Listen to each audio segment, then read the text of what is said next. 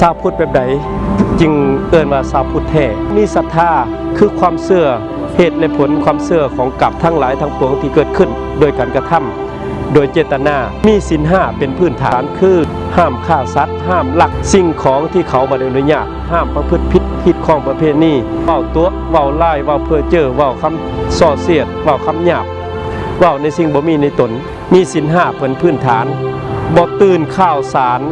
เฮาเป็นชาวพุทธคนมีหลักเนตรและเชื่อคำสอนขององค์สมเด็จพระสัมมาสัมพุทธเจ้าต้องพิสูจน์โดยเหตุและผลหรือต้องเอาหลักธรรมทั้งหลายทั้งปวงมาพิสูจน์เฮาจะบ่ตื่นข้อมูลข่าวสาร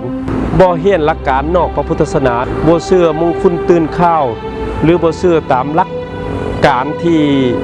นอกพระพุทธศาสนาคือว่าเชื่อเรื่องเทวดาผ่าสางเกินไปเลยเฮ็ดให้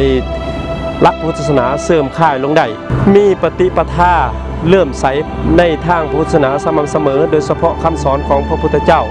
เป็นคำสอนทางวิทยาศาสตร์มีเหตุมีผลเป็นคำสอนตามหลักธรรมชาติและเชื่อการประพฤติการกระทำของมวลมนุษย์ที่เกิดขึ้นดังนั้นจะว่าคุณสมบัติของชาวพุทธเฮ็ดในใดจึงเอื้อนว่าชาวพุทธแท้